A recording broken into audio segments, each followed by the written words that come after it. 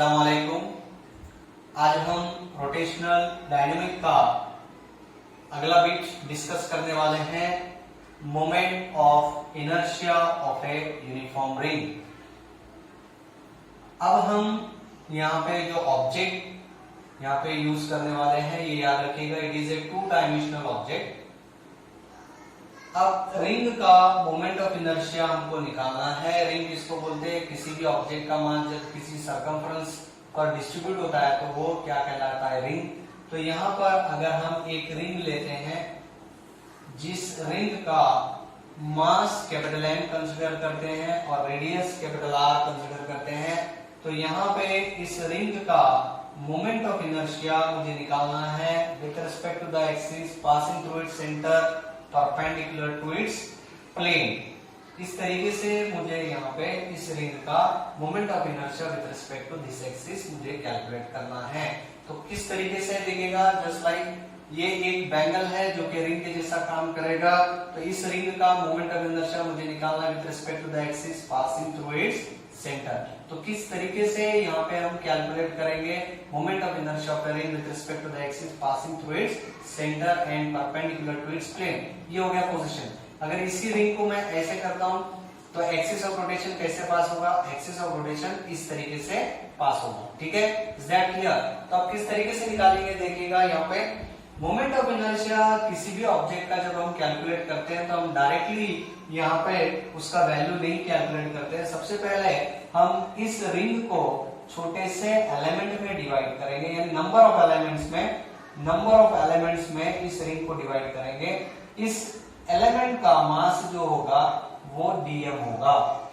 Mass of the element यानी उस ring को हमने स्मॉल एलिमेंट्स में डिवाइड किया और हर एक एलिमेंट का मास कितना है, m। उसमें से हमने एक एलिमेंट चॉइस किया जो कि यहाँ पे इस पोजीशन पर है। तो सबसे पहले हम क्या करेंगे, mi यानी moment of inertia, that is moment of inertia of element with respect to this axis, with respect to the given axis, जो axis हमको दिया गया is equal to कितना आएगा, mass into distance square। तो distance कितना है, r square, capital R square, क्योंकि ये जो मास का एक्सिस ऑफ रोटेशन से डिस्टेंस कितना है, r। ठीक है, तो r square into dm, equation number 1। अब हमको पूरे रिंग का मोमेंट ऑफ इनर्शिया निकालना है, तो बिल्कुल आसान तरीके से क्या करेंगे, moment of inertia of a ring about an axis passing through its center and perpendicular to its plane, and perpendicular to its plane. Mi of moment of inertia of a ring above an axis passing through its center perpendicular to its plane, it is nothing but how much, integration of the equation number 1, that is r square dm, that is r square dm। तो बिल्कुल आसान तरीके से r square बाहर आएगा, integration of the dm, यहाँ पर आप लिमिट दे सकते हैं 0 टू, यहाँ पे सॉरी इंटीग्रेशन r स्क्वायर बाहर आया, इंटीग्रेशन dm, यानी यहाँ पे स्मॉल एलिमेंट के मास को इंटीग्रेट करेंगे, स्मॉल एलिमेंट के मास को इंटीग्रेट करेंगे तो आपको क्या मिलेगा, total mass of the ring मिलेगा। तो यहाँ पे कितना मिलेगा, that is capital M r square, यानी स्मॉल एलिमेंट के मास को हमने इंटीग्रेट किया तो हमको total mass of the ring मिला, दैट इज कैपिटल M। तो आपका कैपिटल I से मैं यहाँ पे रिप्रेजेंट करता हूँ, capital I is equal to, यहाँ पे क्या मिला, the capital I, the moment of inertia of the ring about an axis passing through its center perpendicular to its plane, it is nothing but capital I is equal to mr square। तो हमने क्या किया, इसको integrate किया, r square बाहर निकाले, integration of dm यानी small element के मास को इंटीग्रेट करेंगे तो टोटल मास मिलेगा, तो आपको क्या मिला, mr square। ठीक है, इस तरीके से यहाँ पे आपको आंसर मिलेगा moment of inertia of a uniform ring का। अब इस फाइनल आंसर को देखकर हम इसका रेडियस ऑफ gyration निकाल सकते हैं। कैसे निकालेंगे देखिएगा, रेडियस ऑफ gyration का फॉर्मूला है कैपिटल I बाय m। तो ये जो कैपिटल I का वैल्यू यहाँ पे रखेंगे तो mm गेट कैंसिल, तो अंडर रूट में आपको क्या मिला, radius of gyration that is r square, therefore k is equal to r. This is the radius of gyration for the ring for this particular case. Yes, you are getting, is that clear? So it is just similar to the hollow cylinder. यानी जब हम hollow cylinder के लिए भी इसी situation के लिए moment of inertia निकालते हैं तो आपको सेम यहाँ पे mr स्क्वायर वहां पे जवाब मिलेगा। बोर्ड के ये जो टॉपिक जहाँ पे एंड होगा वहां पे कई सारे मोमेंट ऑफ इनर्शिया वहां पे आपको अलग अलग 2 डायमेंशनल बॉडीज के लिए वहां पे निकाल कर बताए गए हैं, वहां पे आप देख सकते हैं। ठीक है, तो अब हम यहाँ पे आगे बढ़ेंगे। Moment of inertia of a uniform disc. अब हम किसके लिए मोमेंट ऑफ इनर्शिया निकालने वाले हैं, moment of inertia of a disc. कैसे निकालेंगे देखिएगा यहाँ पे, how to calculate the moment of inertia of a disc. See here, moment of inertia of a uniform disc. तो डिस्क हमको मालूम है, डिस्क किसको कहेंगे, जैसा डीवीडी प्लेयर का जो डिस्क आता है दैट इज ए डिस्क। तो यहाँ पे अगर हम एक डिस्क यहाँ पे निकालते हैं इस तरीके से एक डिस्क निकालते हैं और इसका अगर हम सेंटर यहाँ पे लेते हैं और ये एक्सिस बराबर उसके सेंटर से पास होता है, इस डिस्क का जो रेडियस है वह हम बोलते हैं कैपिटल R है। तो इस डिस्क को हम क्या करेंगे, स्मॉल रिंग्स में डिवाइड करेंगे। इस डिस्क को क्या करेंगे, स्मॉल रिंग्स में अगर हम डिवाइड करते हैं ऐसे, तो उसमें से अगर हम एक रिंग यहाँ पे चॉइस करते हैं, देखिए यहाँ पे आपको समझ में आता है क्या, तो ये हमने एक छोटा सा रिंग यहाँ पे बनाया हुआ है, जैसे बोर्ड के बुक में डायग्राम दी गई है, बिल्कुल हमने वैसी डायग्राम दी है। ये रेडियस R है, ये जो रेडियस है ये एक छोटा सा रेडियस है दैट इज स्मॉल r। ये छोटे से रिंग का, ये अंदर की जो रिंग है इस रिंग का रेडियस R स्मॉल r, और ये जो है ये टोटल डिस्क का रेडियस कैपिटल R है, ये ध्यान रखिएगा। तो आप इसको यहाँ कंटिन्यू निकालने की बजाय आप यहाँ कहीं पर आप इसको ऐसे थोड़ा सा आपको अंडरस्टैंडिंग के लिए यहाँ पे इस तरीके से आप बता सकते हैं, small r। And what is the thickness of that ring that is dr। उस रिंग का थिकनेस कितना है dr।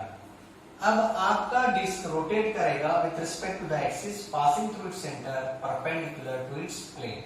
तो इस कंडीशन के लिए हमको मोमेंट ऑफ इनर्शिया इस डिस्क का कितना होगा, उसका फार्मूला क्या आएगा, ये हमको निकालना है। तो सबसे पहले हम एक चीज जैसे कॉमनली हम यहाँ पे कंसिडर करते हैं, consider capital M and capital R be the mass and the radius of the disc. Okay, now we are familiar that we can't calculate the moment of inertia of the disk directly, so that we are dividing that disk into the number of concentric rings.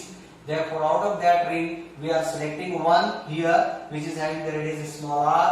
ठीक है, small r हमने क्या किया, disc का हम moment of inertia directly नहीं निकाल सकते, इसके लिए हमने क्या किया, उसको स्मॉल रिंग्स में डिवाइड किया, उसमें से एक रिंग हमने चॉइस किया यहाँ पे जिसका रेडियस स्मॉल r है। तो यहाँ पे हम बोलेंगे, यहाँ पे सबसे पहला सरफेस डेंसिटी पूरे डिस्क का कितना होगा, मास पर यूनिट एरिया, मास पर unit area. Therefore, what is capital M? Remember that one, sigma pi r square. What is capital M? Sigma pi r square. Equation number 1, that is the mass of the disk. यानी surface density का formula क्या है, mass पर unit area, capital M by capital M be the mass and the area of the disk is pi r square. इसको solve किया तो equation number 1 है। अब हमने क्या किया, हमने क्या बोला कि स्मॉल रिंग्स में हमने डिवाइड किया, एक रिंग हमने सिलेक्ट किया, उस रिंग का मास कितना है, स्मॉल dm, क्योंकि स्मॉल रिंग है, यहाँ पे बहुत सारी रिंग्स है, उसमें से हमने एक चॉइस किया हुआ है, यानी डिस्क को हमने कई सारे रिंग्स में डिवाइड किया, क्योंकि हम डिस्क का डायरेक्टली मोमेंट ऑफ इनर्शिया या किसी भी ऑब्जेक्ट का हम मोमेंट ऑफ इनर्शिया डायरेक्टली नहीं निकाल सकते। तो सबसे पहले हम उस ऑब्जेक्ट को क्या करते, स्मॉल एलिमेंट्स में डिवाइड करते, उसमें से किसी एक एलिमेंट का मोमेंट ऑफ इनर्शिया निकालेंगे और उस एलिमेंट के मोमेंट ऑफ इनर्शिया का जो भी वहां पे आंसर आएगा, फॉर्मूला आएगा, उसको इंटीग्रेट करेंगे तो टोटल बॉडी का मोमेंट ऑफ इनर्शिया हमको मिलेगा। इसी प्रोसेस से हमको जाना है। अब देखिएगा हमने डिस्क को स्मॉल एलिमेंट यानी स्मॉल रिंग में डिवाइड किया, उस रिंग का सबसे पहले मोमेंट ऑफ इनर्शिया निकालेंगे। तो सबसे पहले मुझे ये बोलिएगा कि इस रिंग का मास कितना है, हमने बोला dm। तो यहाँ पे surface density for the ring it is nothing but sigma is equal to dm by its area. अब एरिया कितना होगा देखिएगा 2 pi, the circumference it is 2 pi into its thickness. इस रिंग का थिकनेस और उसका सर्कमफ्रेंस ये सब मिलकर क्या बनेगा, एरिया ऑफ दैट रिंग बनेगा। तो इसके लिए आपका मास ऑफ द रिंग कितना बनेगा, यहाँ पे आप ऐसे लिख सकते हैं 2 पाई r या 2 pi sigma r dr, 2 pi sigma r dr that is the mass of the ring. ठीक है, समझ में आया यहाँ तक? आप इसको इक्वेशन नंबर 2 दीजिएगा, क्वेश्चन नंबर 2। अब हम क्या करेंगे, मास मिल गया, रेडियस हमको मालूम है, रेडियस यानी इस रिंग का यहाँ पे एक्सिस ऑफ रोटेशन से कितना दूर है, डिस्टेंस हमको मालूम है। तो अभी हम बोलेंगे mi ऑफ एलिमेंट, क्योंकि यहाँ पे रिंग जो है वो क्या काम कर रही है, एलिमेंट के जैसा काम कर रही है। mi ऑफ द एलिमेंट, यहाँ पे रिंग की बजाय हम वहां पे उसको क्या बोलेंगे, एलिमेंट, क्योंकि बहुत सारे एलिमेंट्स हैं, उसमें से एक एलिमेंट कौन है, ये है, और ये एलिमेंट कैसा है, रिंग की शक्ल का है। तो mi of the element about an axis passing through its center perpendicular to its plane, it is nothing but about a given axis, it is equal to distance square into dm। बिल्कुल आसान, moment of inertia का formula apply करेंगे, distance square into dm। अब यहाँ पे देखिएगा ये r square और dm का वैल्यू जब हम यहाँ पे पुट अप करेंगे तो यहाँ पे ये r और ये r क्या बन गया, r क्यूब। तो आपको क्या मिला यहाँ पे 2 पाई r क्यूब। तो यहाँ सबसे पहले देखिएगा 2 पाई सिग्मा है, यहाँ पे 2 pi sigma r cube into dr, that is your equation number 3। That is the left hand side वही रहेगा, moment of inertia of the mi of the element, that is the moment of inertia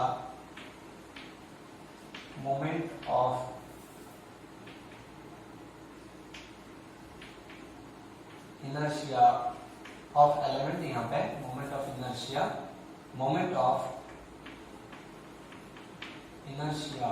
of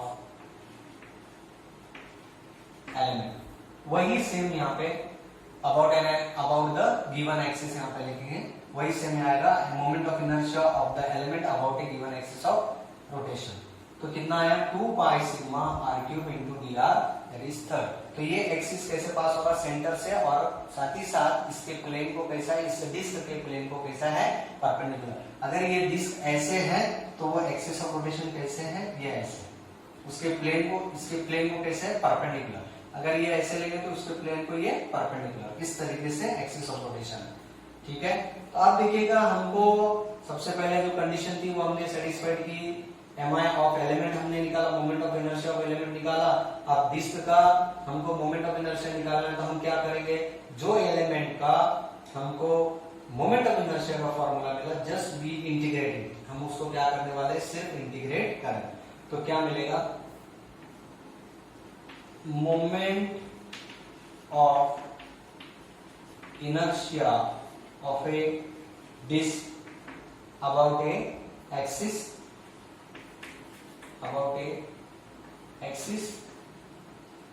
passing through, मैं पूरा लिखा, passing through its center and perpendicular to its plane। उसके plane को कैसा है, perpendicular to its plane। तो इसके लिए आप कैपिटल आई का इस्तेमाल करेंगे, कहीं का इस्तेमाल करेंगे, capital I, it is equal to, capital I is equal to क्या आएगा, देखिएगा, integrating the equation number 3, just you like to integrating the equation number 3, 2 pi sigma r cube into dr, sigma r cube into dr, और limit कितना आएगा, 0 to capital R। तो यहाँ 0 to capital R integration का limit आएगा। जब आप इसको सॉल्व करेंगे तो आपको क्या मिलेगा, capital I is equal to, देखिएगा, capital I is equal to 2 pi sigma, बाहर की तरफ आएगा 2 pi sigma integration 0 to R, क्या बचा, R cube dr, r cube dr। तो आप यहाँ पे इसको सिंप्लीफाई कीजिएगा, capital I is equal to 2 pi sigma. इसका सॉल्यूशन क्या आया, r⁴/4 limit 0 to r, put the value यहाँ r की जगह पर, स्मॉल r की जगह पर कैपिटल R रखेंगे तो आपको क्या मिलेगा, कैपिटल r⁴ डिवाइडेड बाय 4। तो इस ब्रैकेट का सॉल्यूशन कितना है, r⁴/4, क्योंकि r की जगह 0 रखेंगे तो वो लिखने की जरूरत नहीं है, तो सिर्फ कितना है इस ब्रैकेट का सॉल्यूशन r⁴/4। क्लियर हो गया आपका इक्वेशन नंबर 4। ठीक है, अब देखिएगा यहाँ पे capital I is equal to 2 1 1 2 2 4, that is 1/2 pi sigma. ये r⁴ को हम बनाएंगे r² इंटू r²। r⁴ को क्या करेंगे, r² इंटू r²। अब देखिएगा ये जो टर्म है पाई सिग्मा r², ये आपको यहां पे नजर आएगी इक्वेशन नंबर 1 में। सिग्मा पाई r² या पाई सिग्मा r² एक ही है, यानी इसकी बजाय हम यहाँ पे क्या लिख सकते हैं, कैपिटल M। तो बिल्कुल आसानी से आपका moment of inertia of the disc कितना आया, 1/2 mr²। तो आपका moment of inertia of the disc कितना मिला, capital I is equal to 1/2 mr², that is the moment of inertia of a disk about an axis passing through its center perpendicular to its plane। तो ये बिल्कुल मैंने यहाँ पे easy steps यहाँ पे हम इस्तेमाल करते हुए फाइनल आंसर हमने इस डिस्क के लिए कैलकुलेट किया। अब हम फाइनल आंसर जो मोमेंट ऑफ इनर्शिया का आया उसकी मदद से इस कंडीशन के लिए डिस्क का रेडियस ऑफ गायरेशन कितना है वो हम निकाल सकते हैं। कैसे निकालेंगे, just you are familiar the formula, आपको फार्मूला मालूम है, क्या है फार्मूला, रेडियस ऑफ गायरेशन का फार्मूला है k is equal to under root capital I by that is the moment of inertia divided by mass of the object. ठीक है, तो इस तरीके से इस फार्मूले में mm गेट कैंसर, तो आपको क्या मिला, under root that is r²/2, that is r²/2। तो अगर आप लिखना चाहें तो k का फाइनल आंसर कितना आएगा इस कंडीशन के लिए, रेडियस ऑफ गायरेशन का वैल्यू कितना आएगा, that is k is equal to r/√2। ये आपका रेडियस ऑफ गायरेशन आएगा इस कंडीशन के लिए। तो I hope so you are getting very clearly how to calculate the moment of inertia of the ring, how to calculate the moment of inertia of the uniform disk with respect to the axis passing through its center perpendicular to its plane. Is that clear? Now we are going to the next bit, that is very important. What do you mean by parallel axis theorem and what do you mean by perpendicular axis theorem? तो सबसे पहले यहाँ पे आपने ये सब अपने notebook में लिखा होगा इसी उम्मीद है। अब मैं यहाँ पे इसको रफ करता हूँ। अब हम अगले बिट की तरफ बढ़ेंगे।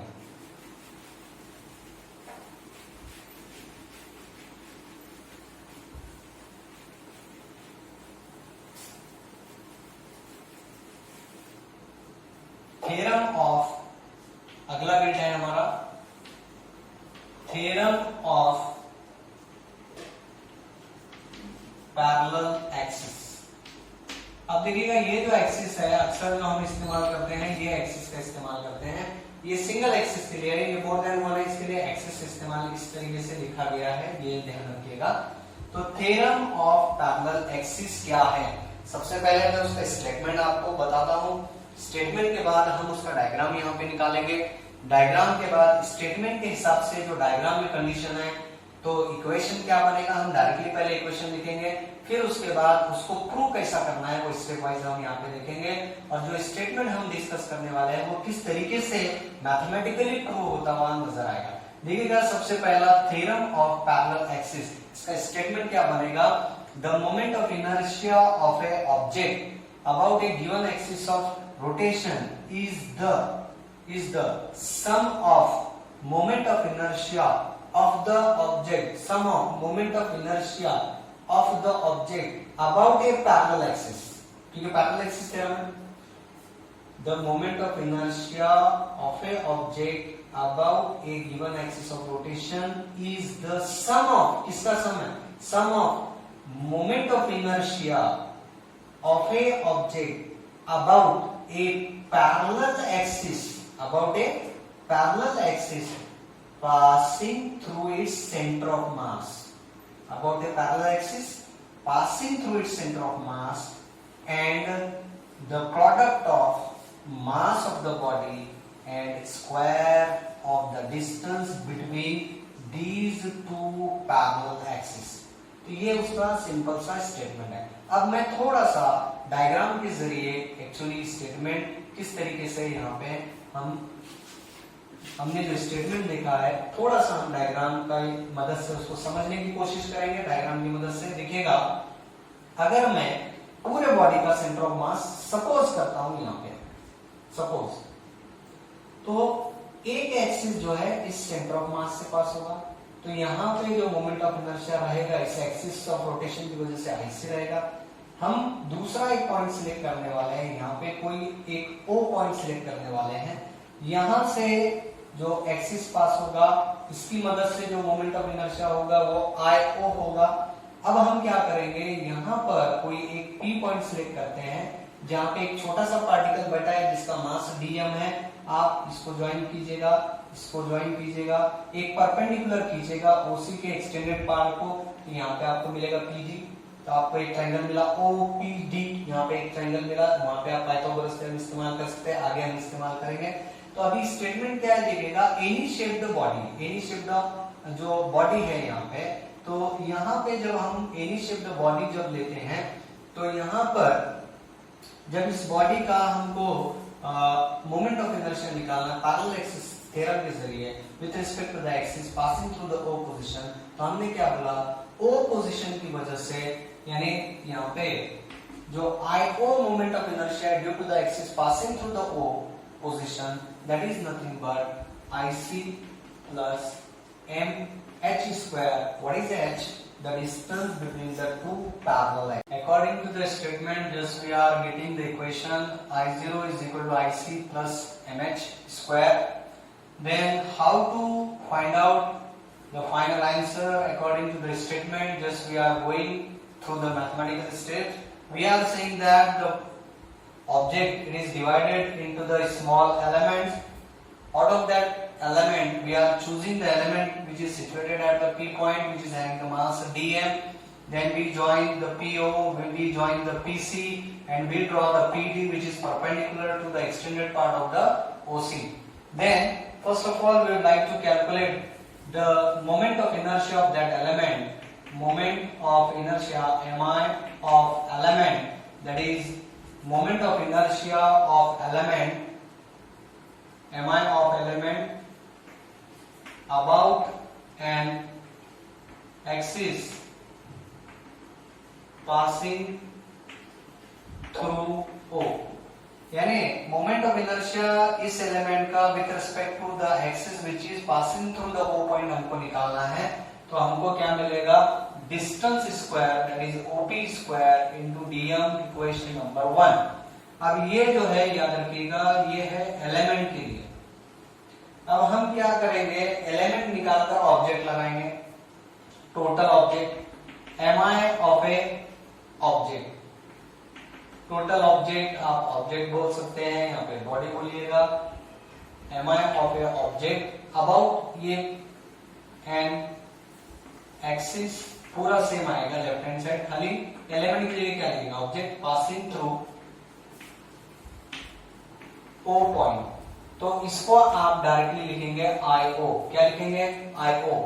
It is nothing but integration of OP square dm, equation number 2, equation number 2, this is your equation number 2। यानी आप डायरेक्टली इसको क्या रिप्रेजेंट करेंगे, कैसे रिप्रेजेंट करेंगे, IO, जो कि यहाँ पे आपको नजर आ रहा है, ठीक है, इस एक्सिस की वजह से। अब इसी तरीके से MI of element about an axis passing through, देखिएगा C, यानी passing through the center of mass of the body, जो कि यहाँ पे है।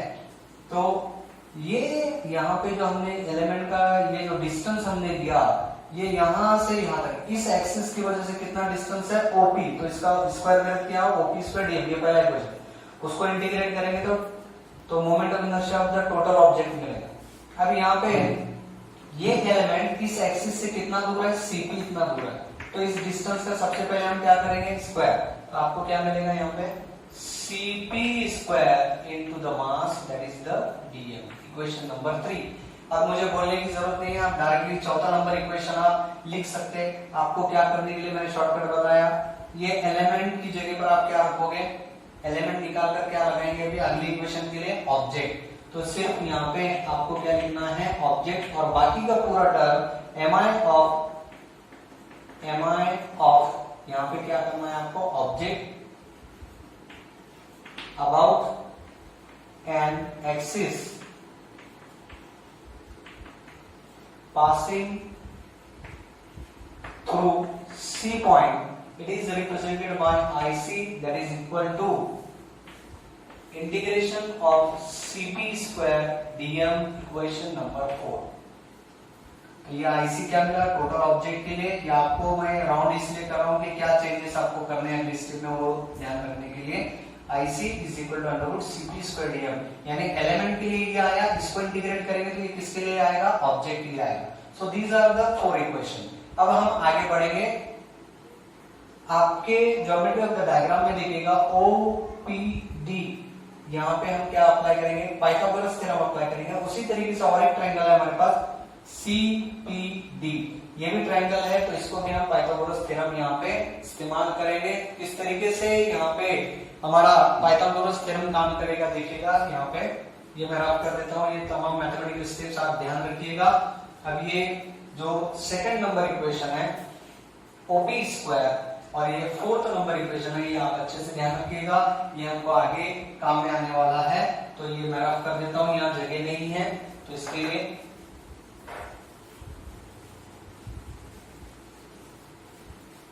किस तरीके से आगे बढ़ेंगे देखिएगा। यहाँ पे in triangle OPD applying Pythagoras theorem, in triangle OPD applying Pythagoras theorem आपको क्या मिलेगा देखिएगा।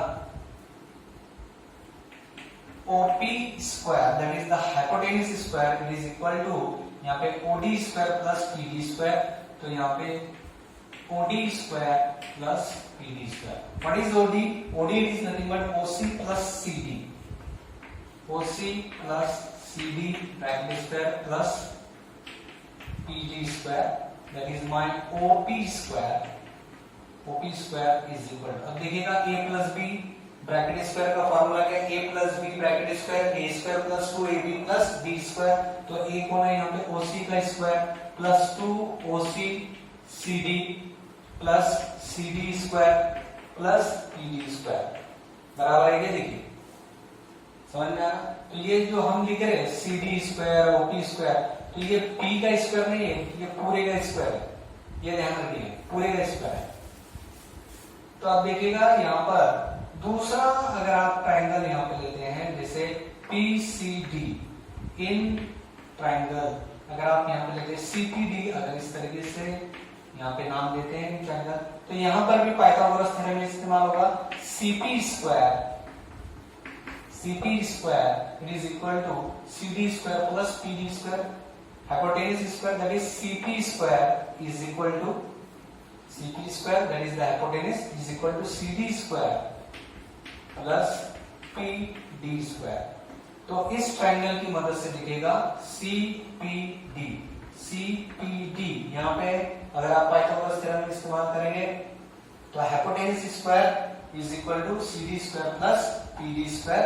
इस तरीके से अगर आप ये तवज्जो दे रहे रहेंगे तो this is nothing but what, ये यहाँ पे टैली कर रहा है, तो इसकी बजाय हम यहाँ पे क्या लिखेंगे OP square that is OC square plus 2 OC CD plus that what you are taking that is your CP square. ठीक है, समझ में आ रहा है किस तरीके से आ रहा है।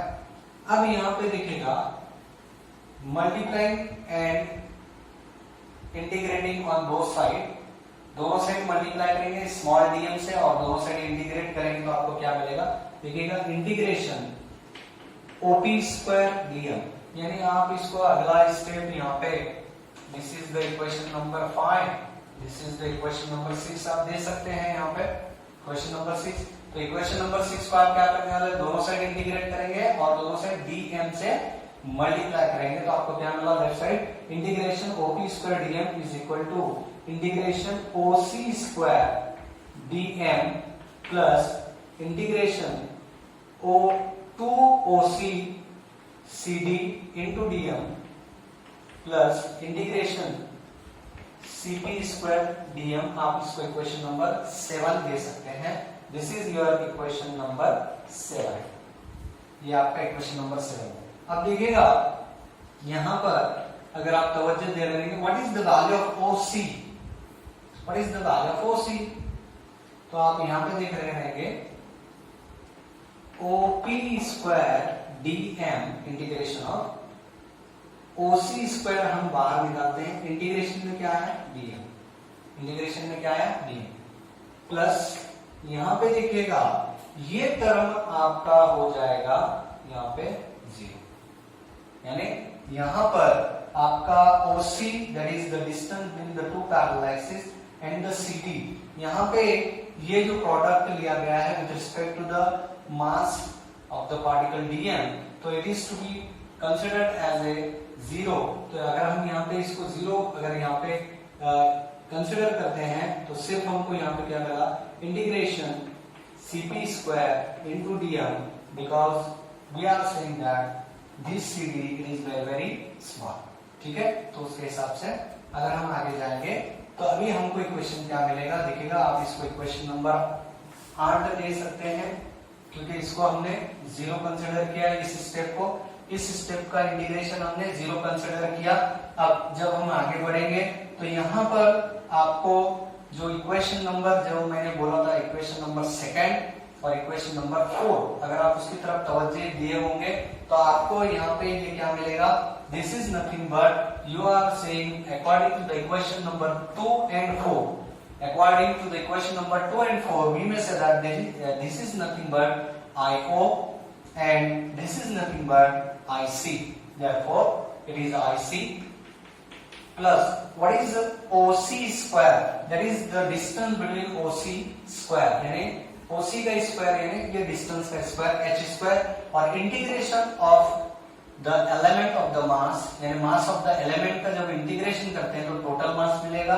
तो बिल्कुल आपको वही स्टेटमेंट हमने जो लिखा था स्टार्ट में वो मिला, यहाँ पे देखिएगा हमने प्रूव भी किया। तो स्टेटमेंट हमने स्टार्ट में यहाँ पे स्टेटमेंट के साथ इक्वेशन जो हमने यहाँ पे लिखा था कि IO is equal to IC plus MH square, जो इक्वेशन नंबर 8 को कंपैरिजन करते हुए 2 और 4 का कंपैरिजन करते हुए हम जब जाएंगे तो हमको ये फाइनल इक्वेशन मिलेगा और ये this is nothing but the proof for parallel axis theorem, this is a proof for parallel axis theorem. यानी जो स्टेटमेंट के थ्रू हमने जो स्टेटमेंट लिखा था स्टार्टिंग में वो स्टेटमेंट हमने पूरा मैथमेटिकली यहाँ पे प्रूव करके बताया कि किस तरीके से parallel axis theorem that is nothing but IO is equal to IC plus MH square, ठीक है। अब इसके बाद का जो बिट है थ्योरम ऑफ परपेंडिकुलर एक्सिस, तो वो इंशाल्लाह हम अपने नेक्स्ट लेक्चर में और उसके आगे के बिट्स कंटिन्यू करेंगे। Thank you.